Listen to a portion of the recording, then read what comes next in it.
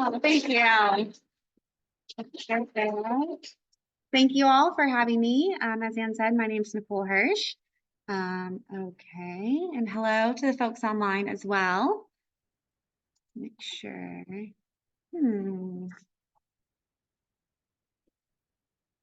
I don't know why it won't advance.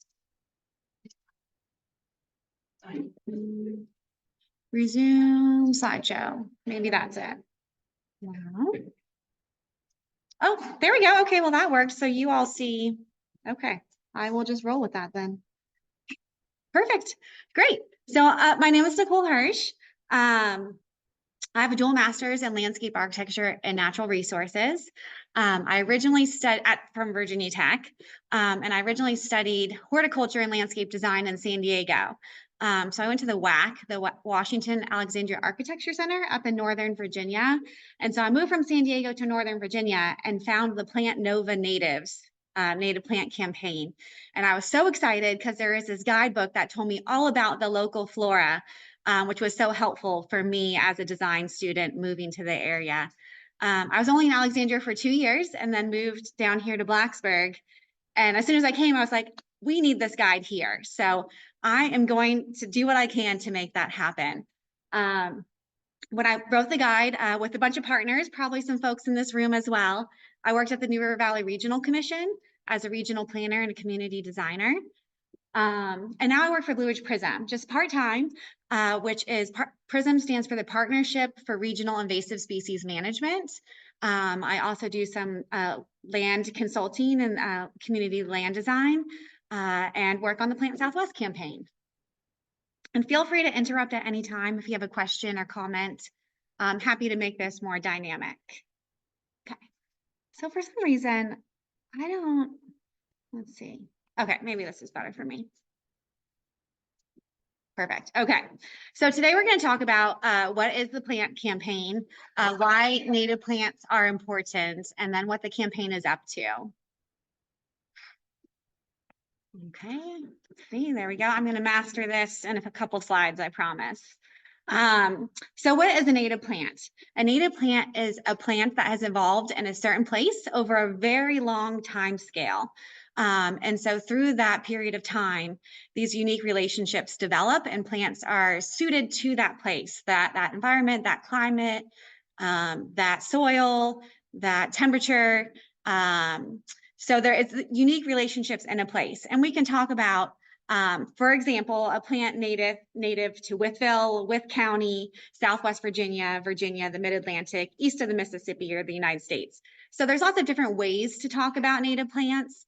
And so that's always, helpful to sort of clarify what is the spatial scale that you're talking about when you're talking about natives. The guide, which Anne has some copies over here on the table, you're welcome to grab one if you don't already have one. But this guide is all about plants native to Southwest Virginia. So I'll show you the map of where we're counting as Southwest Virginia, because that's also another sort of contentious label, or, there's many definitions of Southwest Virginia. So I mentioned the Plant SWVA Natives campaign, and there's actually 10 different campaigns around the state of Virginia. So we are all the Plant Virginia Natives Marketing Partnership, and that actually started in the Chesapeake Bay watershed about 15 years ago. And I don't know if you all know, there's a lot of funds that go into the Chesapeake Bay watershed, cleaning up the land, cleaning up the watersheds. The Chesapeake Bay is a great economic driver for Virginia. And so there's lots of work being done to improve water quality. And these campaigns are a result of that. Say probably about 5 years ago, the folks in the Chesapeake Bay watershed said, hey, rest of Virginia, are you interested in this? We can help you. And so that's sort of when Plant Ridge and Valley, Plant Southwest Virginia Natives, and Plant Southern Piedmont got going with support from the folks. And it's the Department of Environmental Quality. They have a subgroup there called the Coastal Zone Management, and that's CZM, and that's who facilitates us at the statewide level. You may have noticed if you've been to our website that we have the whole state has a website together, and then each campaign has individual pages. where you can learn more about those specific plants and those projects. So like I mentioned earlier, I did not write this guide alone, and I don't do this project alone. We have heaps of partners all contributing to making it possible. So really grateful if anyone here is affiliated with a nonprofit or a group that would like to be involved. We would really love to expand our partnerships and see how we can bring healthier landscapes to our region. So here is our region. And we are the Mountain Ecoregion, which is 23 counties and 6 cities across Southwest Virginia. And we were the first campaign in the Mountain region, which is kind of exciting because all the other campaigns historically have been coastal plains and Piedmont. So a little bit different plant palette here. And then we have 3 subregions in the Mountain Ecoregion, which is the Appalachian Plateau, the Ridge and Valley, and the Blue Ridge. And so really the guide is celebrating this unique ecoregion. And I know that this is sort of a little bit maybe farther north or farther west than most people consider Southwest Virginia. And that's just sort of how it worked out. But we're happy to support this greater effort. I don't know why I'm having so much trouble. Okay, here we go. So why natives? You may or may not have heard, actually on the radio on the way over here, I heard a story about endangered species and how they're working to sort of save endangered species globally. But about 40% of Earth's species face extinction, which is nearly half of the planet's bird species, with 1 in 8 birds threatening to be extinct. Additionally, about 100,000 square miles of lawn exist in the United States. That's Maine, New Hampshire, Vermont, and Massachusetts all combined together.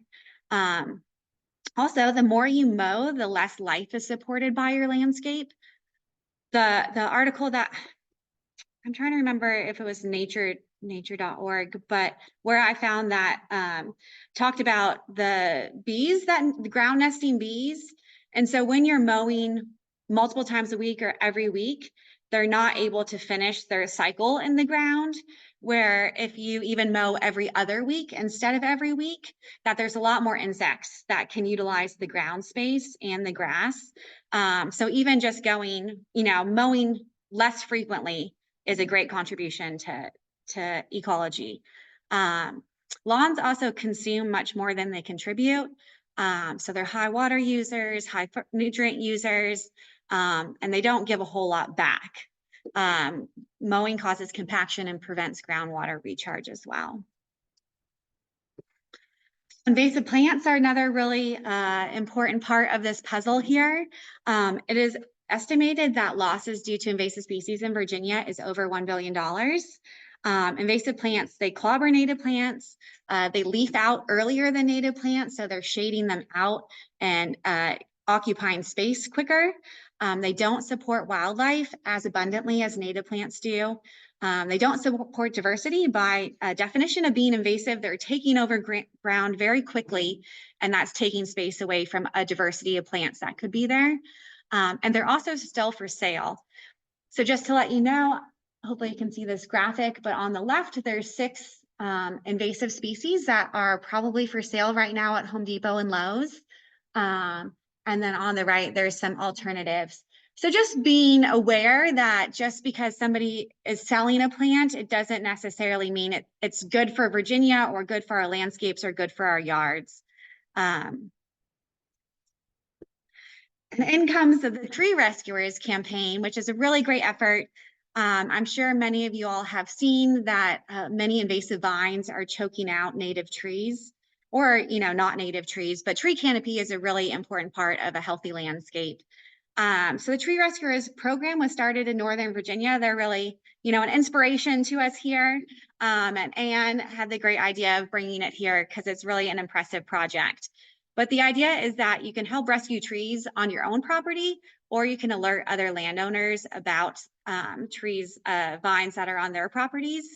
And there's a bunch of resources online that help you identify invasive vines and give you tools to talk about the problem and the issue with your neighbors and your friends and your family. But if you even, drive down the 81, all the trees on the sides are just, being smothered, which, that took 30, 40 years for those trees to grow that way. So one thing we can do to protect our future landscapes is to help save the trees. Very important project. So did you know that the local flora and fauna evolved together, developing unique relationships? Native plants support more wildlife than non-native plants, and I'll talk more about that in a minute. But native plants contribute to healthy watersheds and are adapted to local climates. And a really important point here is that 86% of the land east of the Mississippi is privately owned, which means that those are, that's our land, you and I, and, millions of other people who have a choice of what they're doing with their land and what they're doing with their yards. Gardening is also good for your health. And just to reiterate that your own backyard is important. And then I just wanted to share local ecotype is plants that are grown, are wild locally. And so people will talk about local ecotype seed or local ecotype native plants. And so if we're talking about local ecotype here in this room in Blacksburg, that would be going out to a wild space in Montgomery County and collecting seed in Montgomery County. And then that would be a local ecotype plant that you're growing. There's lots of little definitions that can get a little confusing. So if you have any questions about that, let me know. Who has heard of Doug Tallamy? Just a few people. Okay, good. I did a talk for the Master Gardeners in Wytheville last week, and I think only one person had heard of him. So he sort of set the whole tone for this work about 10, 15 years ago. And he is an entomologist, which is somebody who studies insects out of the University of Delaware. And his research looked at both native and non-native plant species that grow in the mid-Atlantic. So he didn't differentiate between invasive or, it was native and non-native were the two categories. And so his research found that native plants, particularly woody plants, overwhelmingly excel at supporting the local food web. And so here's a chart, and you might see different charts with a little bit different numbers, but always oak is at the top. Oak is the top biodiversity supporting plants in Virginia, and that supports 534 different species of Lepidoptera, which is caterpillar butterfly moth. And so that's really important because those caterpillars, butterflies, moths are the basis of the food web. And so sort of you're familiar with the food web from grade school, that everything sort of depends on these primary consumers, which are eating the leaves of the trees. The 20th species there is Corylus filbert, also known as hazelnut, at 131. So you'll notice on this list, all of these are woody plants, which makes the woody plants in our own yards very, very important. I want to talk about this first, then I can go back to that previous slide. Here I have the chart of the perennials that are supported by caterpillar species. So Solidago goldenrod is at the top, 115 goldenrod species. Lepidoptera species are supported by goldenrod. And then 20 on the perennials is lobelia, the red cardinal flower, and that's 4. So you'll notice even the highest herbaceous perennial plant, the goldenrod, is still lower than the lowest 20th species of the woody plants. And all of these plants can be called keystone species. And we reference keystone species in the Native Plant Guide. So there's a yellow keystone, and we've put that icon next to any plant who is a keystone species. So those can be important selections. If you're only picking a few plants to plant in your yard, you can only plant one tree or one shrub. Maybe consider, one of the top 20. Go, yeah.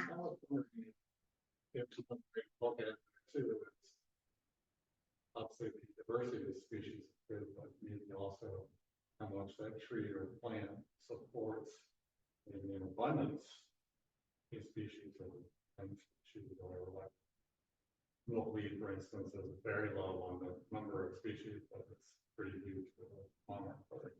Right, and so that. Oh, sure. So he was asking about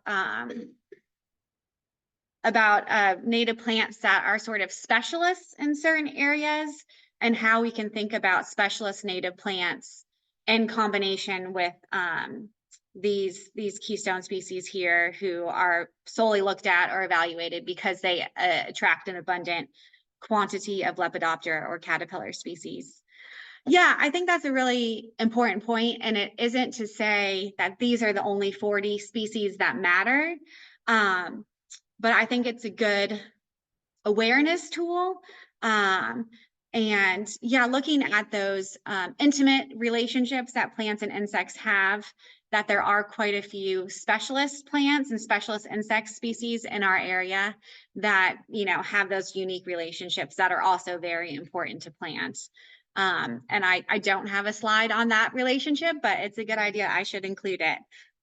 So I appreciate that comment. And I know Doug Ptolemy talks a lot in his talks about those unique relationships and what they are. And, you know, if you don't plant this plant, you won't have this insect.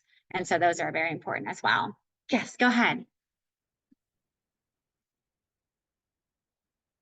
All native Quercus.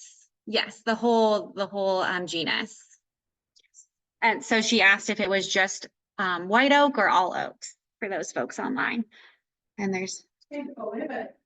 Question for the chat. Do you have this list online on your website? I'm trying to remember if it's in the plant guide. I don't actually remember everything that's in there. I am happy to, you know, I'm giving this talk like 6 times at libraries throughout Southwest Virginia, and I'll show that slide at the end. So I might be tweaking it a little bit along the way, adding, you know, some suggestions of slides, but after that sort of vetting process of improving the slide deck, I can post it online and can post it on the Plant Southwest Virginia Natives webpage. That's a good suggestion. Okay. And on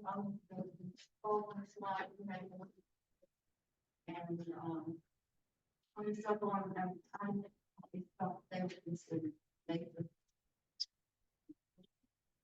the evening primrose, yeah. So there are some native ipomoeas, the morning glory. And my favorite way to check what is native or not native is the Flora of Virginia app. I'm not sure that you have to, if you want it on your phone, you have to pay for it. It's $20, but you get it for life. And you can type any plant in there. So you could type Ipomea in there and it would show you all the Ipomea species. And then it has a map and there's a dot in every county that that plant is native to. There are some invasive. So yeah, even I think let's see, the Acer. So the Norway maple is an invasive maple. So this is specifically looking at the native genuses of these, if that makes sense. Yeah. Let's see, anything else on this slide? So yeah, again, just reiterating that utilizing native plants in the shrub, tree, and foundation layer of the landscape is very important. And you can think about, like, if you do have burning bush or some invasives on your property, maybe switching out some of those foundation shrubs for native versions that are supporting the food web could be a good first step. But Ptolemy is really awesome. He does a lot of speaking events, a lot of them digital and virtual online, so you can catch one of them. And I believe most, if not all of these books should be at the library.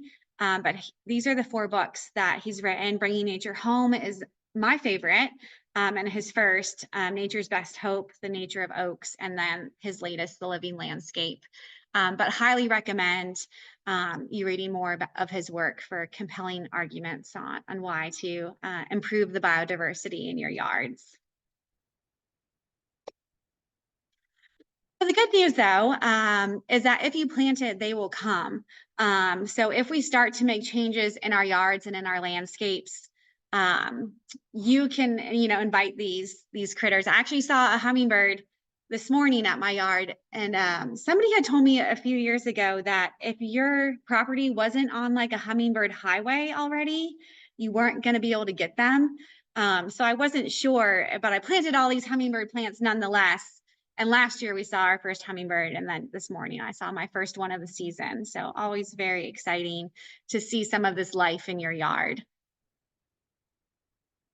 So getting started with native plants, again, choosing keystone species is a great way to get started. Keeping it simple is also really important. I think native plant gardening can be really feel confusing and complicated. And so just, maybe replacing, like this year, just replacing your burning bush or just doing one small thing to make your yard more diverse. Also acknowledging, and we do have a page in the guide, that native plants can be used in traditional aesthetics. So oftentimes native plant gardening is synonymous with like messy landscapes, but you can plant, just a few things in rows or groups or keep it very simple. And so that I think is an important tool to sort of acknowledge and utilize. The more you observe your landscape, sort of starting now, because the sun's going to move around all season. So just looking at, the sun, shade, soil moisture, and trying to match plants with certain places. But also a lot of plants are pretty flexible and dynamic. And so most of them will take a range of conditions. If it's in a wet, sunny place, it might grow 3 or 4 times as big as if it's in a dry place that doesn't get as much sun. So you might be surprised at the successes you have or how plants grow in your yard. But each landscape is also really unique, has its own microclimates. And so the best thing to do is just try. Gardening is all about learning, and nobody gets it right the first time. And sometimes you'll even find that the plants will sort of self-select. They're going to move around your landscape and seed to places they're happy. And so if you just get it in there and let it make seed, it will sort of do some of the work for you figuring that out. Also, gardening can be expensive. Plants can be expensive. I like to think really cheap. We have about 6 acres. And so, I can't just go out and buy 3 5-gallon container stock to plant my landscape. So working a lot with native seeds, buying plugs and bare roots, and trading with friends. I'm sure many of you know Beth Umberger, who does the Montgomery Museum Garden, but she is always willing to distribute and share native plants. So she's a good friend to have. And if you haven't seen her garden, I would definitely go check it out. But cheap plants, I think, make it less scary. That one of my favorite times of year to think about native plants, it's like November-ish, because that's like sort of the start of the bare root season. And bare root plants are so much cheaper than container grown plants. So you can get plants from anywhere from 50 cents to $4 a plant if they're not in a pot with soil and if you receive them in the winter. So if you receive them in the winter and they're small, you could put them in the fridge if you want to sort of mimic winter. Or you can go, if the ground's not frozen, you can go ahead and plant them. So it doesn't have that instant gratification that some of us are used to. But it's actually, now is spring, things are popping out of the ground. Our landscapes are changing so rapidly right now. It does make spring really fun. I planted like 200 bare root ferns this winter because deer don't eat ferns and we all have a lot of deer problems. But right now, like there's little baby ferns are starting to come out of the ground. So it makes it exciting. It's not instant, but the reward does come. Again, getting started, rescuing trees in your yard, a great way to go. And you can also visit our website. We have information about buying plugs, buying bare roots, buying seeds, local nurseries. So lots of information on our website. And if you are just getting started, I really like to encourage folks to think about all the 4 seasons. So if you're just going to plant 4 plants this year, maybe think about something that's going to get you excited in early spring that when all the invasives are starting to leaf out and the native gardens aren't really doing much. There are a few spring ephemerals that pop up pretty early that can be exciting. Lots of bloomers in the summer. And lots of great bloomers in the fall as well. And also encouraging you to think about fall color, because that keeps that, we have some gorgeous reds, purples, oranges to include. And then thinking about plants that are still beautiful in the winter. Grasses are really great. They don't usually last the entire winter, but they're there for quite a while, sort of catching the winter light and swaying in the wind. They're gorgeous. Plants with beautiful bark, 9-bark, sycamores. Those are great solutions, and evergreens as well. So gardening with nature and for nature. So considering a straight species and a keystone plant when you can. So probably if you go to like most big box stores, the native plants available have a name in single quotes after it. And so those are called cultivars. They're cultivated varieties of a plant, which means that they were selected for an attribute that they have. So a plant can be selected for a double bloom, or a longer bloom season, or a particular bloom color. There's a elderberry that has a purple leaf that maybe y'all have seen at Home Depot. So often we want to encourage folks to, it's great. Those cultivars definitely have a place in our gardens. But if you can, the thing about cultivars is they're all genetically the same. And so they're not increasing resilience in your landscapes. They're not providing genetic diversity. So if you can, when available, and you'd probably have to use our website to find some other native plant nurseries. I think probably pretty rarely Home Depot or Lowe's has any straight species, because those are all coming from really big growers who want to be guaranteed what their end product looks like. Where a cultivar, there's just a little bit more variety in what the plant is, because it's all individuals versus clones of the exact same plant. But again, removing invasive species is a great first step. Leaf litter. We have a big section on gardening through the season in the guide, but leaving leaf litter in place when you can is a really great step. There's lots of insects that overwinter in leaf litter and complete their life cycles emerging in the spring. And so the leaf litter is an important part of that. It's also free mulch. And if you think about it, the tree roots took nutrients out of the soil, grew, and then dropped those nutrients back down to the soil. So if we're taking them off our properties, we're depleting our soil of those nutrients that were once there. So the easiest thing to do, instead of buying fertilizer and adding more fertilizer, is to use the leaves as the fertilizer that are contributing back to the soil. They're also great at keeping in moisture, keeping the soil cool, and creating a little bit more biodiversity. Along those lines, rocks, logs, and dead trees all provide great habitat. I know you could think of a dead tree, a snag, as a really great wildlife opportunity. And what a lot of people do, if they do have a tree that dies on their property, cut it off at like 8 to 10 feet above the ground. So it's not a hazard, but then there's a dead trunk that actually can be a really great wildlife viewing opportunity. Out our back window, we have a locust that's dead and has tons of holes in it, gets woodpeckers pretty much all year long. And it's a really fun wildlife viewing opportunity, keeping that dead tree in place.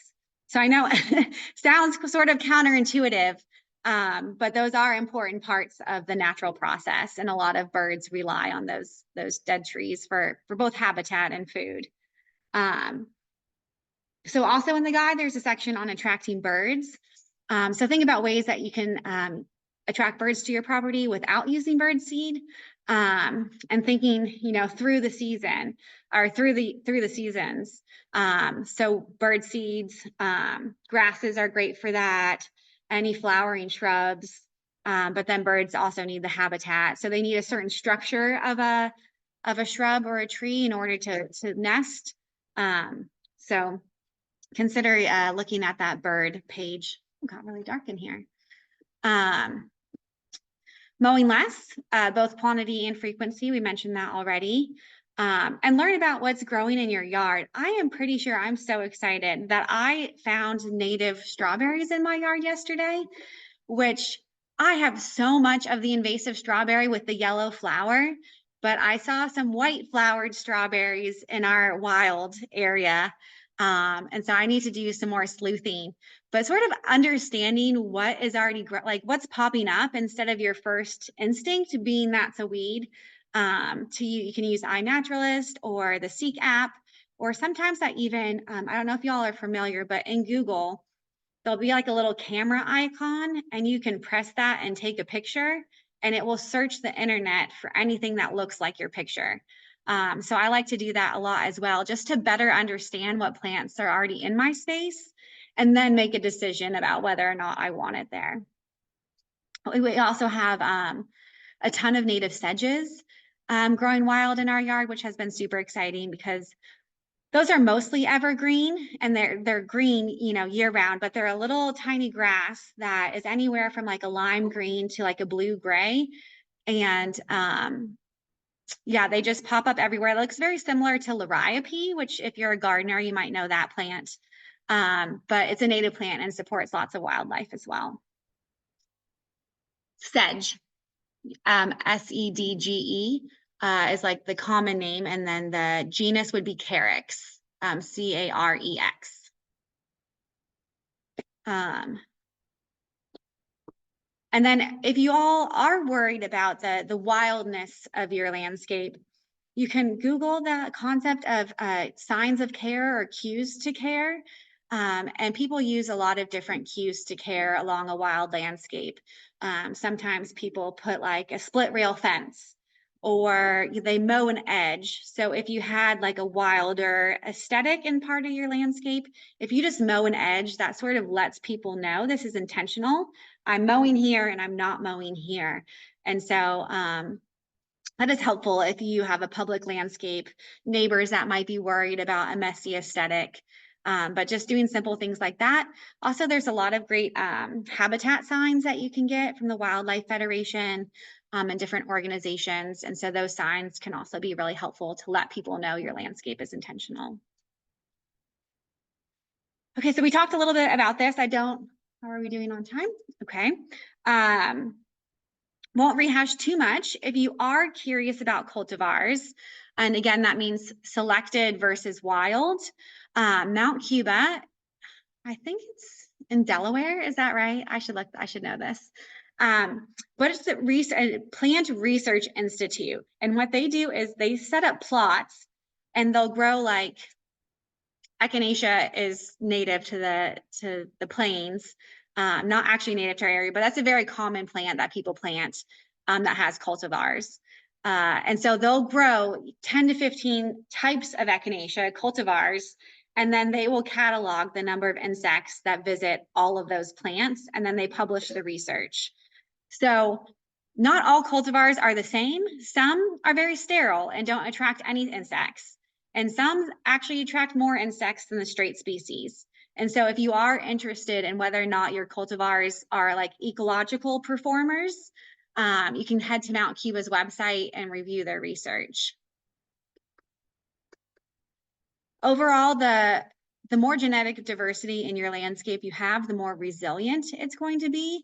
And so resilient is looking at, if we have drought conditions or extreme weather, wind, flooding, which, you all know well that we're getting more of these in our area and globally, the more, the higher the ability of your landscape to withstand that. So if you have only genetically the same plants in your yard, one thing could wipe them all out. But if you have unique individuals, maybe a few of them are really good at withstanding flood, and maybe a few of them are really good at withstanding drought. And so overall, your landscape will perform better and last longer if you have that genetic diversity in your landscape. And then just a note, if you're engaging in restoration, particularly near like a wild space, like a state park or a national, any sort of public wild space, it is definitely best to use straight species, because there is a worry that the cultivars will escape or that they will cross with the wild species that are in these places and then change the genetic makeup. So preserving wild spaces as wild is a really great thing to think about. Sure. Uh-huh. Yeah, so, and I don't buy a lot of cultivars. I'll tell. Yeah. So the question was, how do I identify if a plant is a cultivar or not? I was just gonna try. I think we only list one cultivar in the plant guide, and that is in, I think, the traditional American landscaping page. So I just want to send you there. Yes, so it's under the evergreen spires section. And so you'll see there Juniperus virginiana, and then in single quotes, Emerald Centennial. And so the Emerald Centennial is the cultivar. So that was genetically bred to do whatever it does, which probably is to be narrow and really tight and short. Page 16. So there we did include, and then there's another Juniperus virginiana, the Taylor. So evergreens are really important to people. They like screening, they like wind blocks. And when you're looking at, what is really planted most often, it's boxwoods, it's things like that are evergreen, that are small, that are tight. And so I did want to include some cultivars in this section so that people could get some of that similar aesthetic that they're used to, but using native plants. So any straight species will always just say the genus and the species. And then if it's a cultivar, it will have the cultivar name in quotations. Technically, also, you're not legally supposed to propagate cultivars because somebody somewhere, some plant propagator has, probably worked for very many years to come up with that cultivar. And so a grower would pay a fee, maybe anyway, I don't know how much the fees are, 15 cents to $2 to sell that cultivar name. So they actually pay for the tag that goes in the plant that advertises it as that cultivar. And that tax goes back to the grower who came up with the cultivar. So it's like the copyright of plants, if you think about plants having copyrights, which cultivars do. Oh, perfect. Thank you, Anne.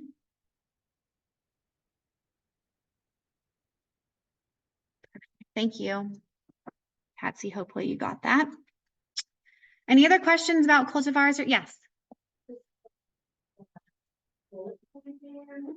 Oh, small spaces. Thank you. I will edit that. Yes, particularly useful in small spaces. And so many of the cultivars, I actually have a Rhus aromatica, which is a native Rhus plant, which has really great fall color. Normally it's, upright, grows out 7 feet tall. I have a low growing, a prostrate cultivar, which is like a great ground cover. So even, I even buy cultivars sometimes. I think that they do have a place, especially if you're doing container gardening. Most native plants aren't, going to do really well in containers because a lot of them are very large. I mean, there are some sedges would be great in containers, some of the smaller grasses and perennials. Sorry, there's just another chat here. Perfect. Okay. Great.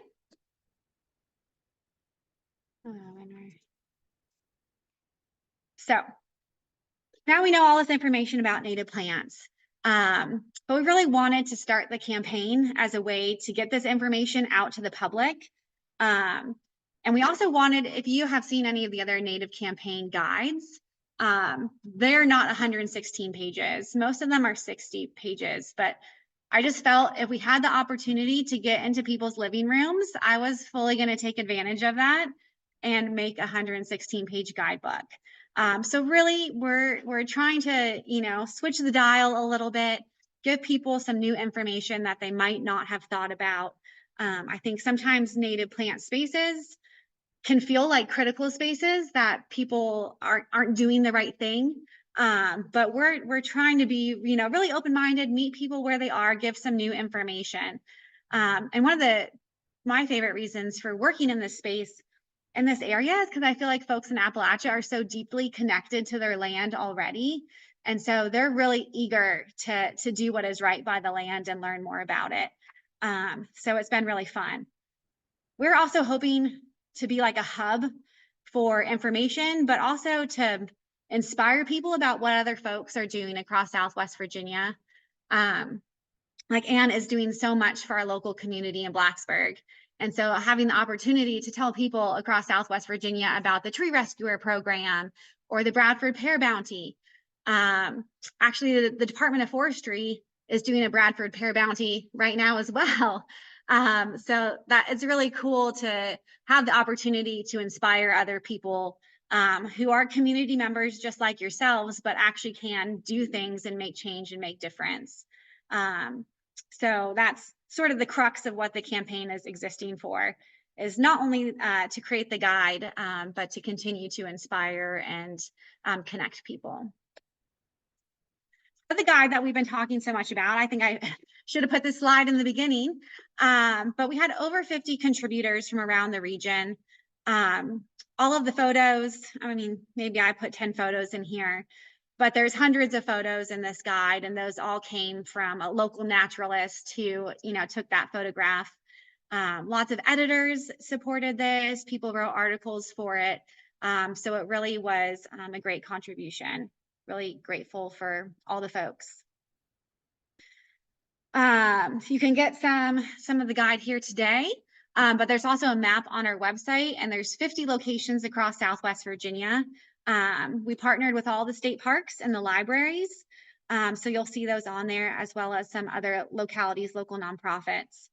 I am realizing I need to update this map and maybe have like a red, green, yellow system, because I think some of these locations are running out or don't have anymore. And so it would be helpful. But if you all are telling somebody to go get a guide, I would definitely recommend checking, like calling them first. Also, the state parks have quite a few guides, and they've been closed most of the winter. And so they're just opening up. So I think the state parks might be a good choice for folks. Claytor Lake State Park would be our closest. And then New River Trail State Park next after that. So if you're a local, and I think they have 25 guides left here at the Blacksburg Library, Christiansburg Library, but all the libraries. So the libraries are sort of on their last leg. They've had them since October, so they're sort of running out. Other than the guide, we use our website a lot. We have an events page. If you have any events coming up that you'd like people who are interested in native plants to know about, we have over 600 people on our listserv, and we are happy to advertise and share what you all are doing in your community with the rest of Southwest Virginia. We also have a section on Indigenous knowing, and there's some information in the guide as well, written by Indigenous folks from Virginia Tech that helped us better understand how Native inhabitants use native plants. And that relationship, which is really interesting. We also highlight projects that people are doing, again, like the Tree Rescuers, or in Roanoke, they did a native plant nursery survey program where they went out, they had a group of folks, master naturalists, master gardeners, Native Plant Society, and some other folks that actually went to every nursery and cataloged all the native plants that were being sold at that nursery and the invasive species being sold. They advertised the native plants being sold by the nurseries, but just told the owner of the garden center that they were selling invasive species and what they were selling. And so it was a really cool project to sort of raise awareness, both with the nursery owner themselves, but also the public. And now all those nurseries actually are sites to get guides from. And it really just started a dialogue and a conversation about how important native plants are, and sort of encouraged the nurseries to carry more native plants. We are interested in doing a project like this in our area. So if anyone's interested, let me know. But really, I think working to make more increase the native plant supply is a really important part of the puzzle. and giving nurseries positive feedback and letting them know that we're excited when they carry native plants, I think is very helpful. So right now we also have a seed program, building on our partnership with the libraries. I found out a lot of libraries across Southwest Virginia have seed libraries. Typically they've mostly had heritage and heirloom seeds, but there was an interest in having native seeds available. And so now we have native plant seeds available in about 20 libraries across Southwest Virginia. Additionally, we partnered with high school and middle school agriculture teachers. There's about 50 agriculture teachers across Southwest Virginia. And I emailed them all, and about 15 again responded and said they were interested in growing native plants with their students. So I packaged some seeds with the help of a fraternity on Virginia Tech's campus, Lambda Iota Mu. They're an amazing fraternity that does a lot of natural resource volunteer work. They make these seed packets for us. And then we send them off with plant guides to any middle or high school teacher who is already growing plants with their students. And so, go ahead. Does this library have the seeds available? They do not. But do they have a seed library here? I know they do seed exchanges so the question was, does this library, the Blacksburg Library, have seeds available? Okay. Oh, that's a good point. Okay, I'll make a note and reach out to Southpaw. Southpaw is like a collaborative cafe on Draper Street, like right next to Bolo's, right? Is it still there? No, it moved. Kent Square. I was in Kent Square. Okay. They had a big library, and that's why library hadn't started. But I remember- Okay. Oh, somebody knows. We're talking about Southpaw Seed Library for folks online.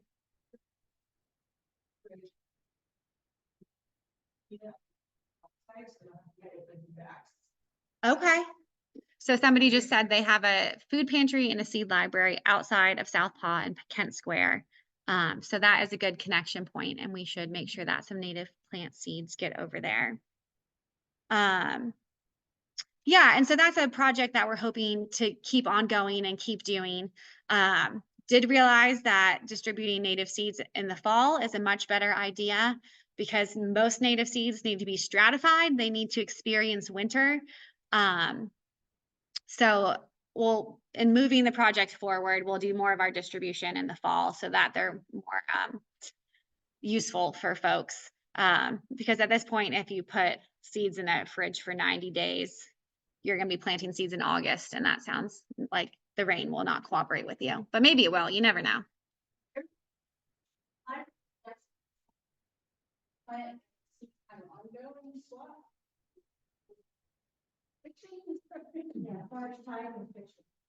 Okay.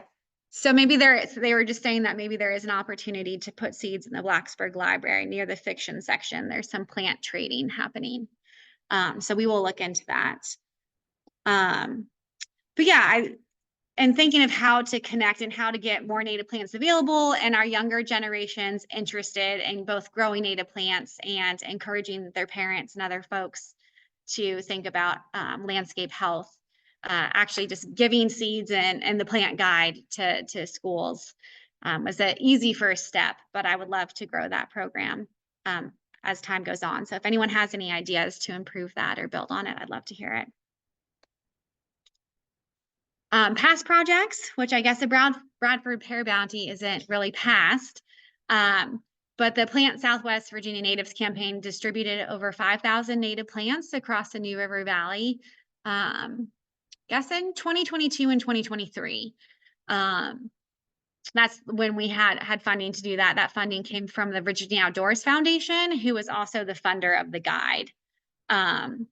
We also made these native plant tags. So we made about 100 of the top one, which were signs letting people know that these are native plants and why they're important.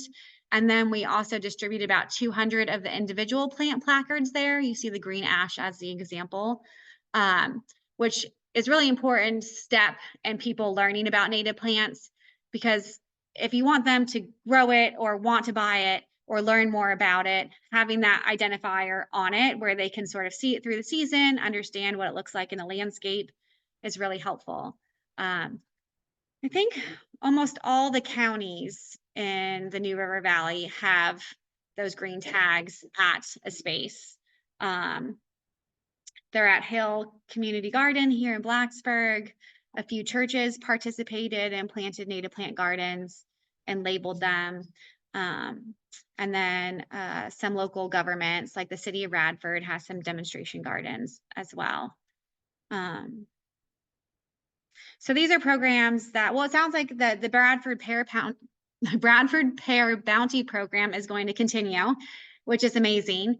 And then we'd like to do some fundraising to bring the native garden sign back as well, because that was really popular and folks were really interested in that opportunity. Like I mentioned earlier, doing this talk a few times coming up.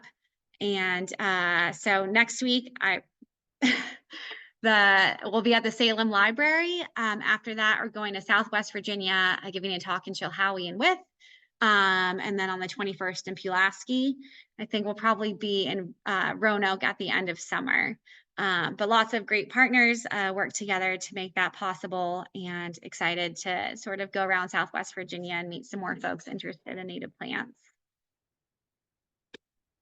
This was last week, but also available on YouTube. The Uninvited, the Spread of Invasive Species. Did anyone in this room go to that? Nice. Yeah, it's 50 minutes, but it's available on YouTube, and it's a documentary about invasive species. So if you're just getting to learn about invasive species, the documentary will help define why they're so problematic and why we should put some effort towards eradicating or working against them. So just in summation, what can you do? Visit a local library or state park and get a copy of the guide. Mow less often and mow less. Replace small sections of lawn with native plants. Support local native plant growers. We have two awesome ones here. We have Draper Springs and Gardens out of Pulaski and Wood Thrush Natives and Floyd. Also, you can start as community supported growing operation. The Native Plant Society has done that in the past. Buy native plants and request them from places you normally buy plants. You can let Lowe's and Home Depot know that you would like more natives. Protect any new plants from deer, especially during establishment. It's really a shame, and this has happened. I've planted a whole tray of 50 plugs, and the deer and rabbits have wiped them out the next day. So protecting the plants is really protecting your investment. And if we have a Google group, you can subscribe to that on our website, and we'll send you more information about what's happening across Southwest Virginia, any plant sales we know about, and what other people are doing. So we'd love to hear from you and have you on the Google group. And that's it. This is the QR code for our website. You're welcome to email me, call me, text me. I'm always happy to talk about native plants and how we might partner. And that's it. Thank you so much. Sorry for going over. Well, as the treasurer of Sustainable Blacksburg, I want to say thank you and present you with a gift certificate to Blacksburg Books. Thank you. Because we support local businesses. Yay, thank you. And Blacksburg Books also has the plant guide, so you can check they're a partner too. Great, thank you. Appreciate it. And I know I went a little over. Sorry, I got excited.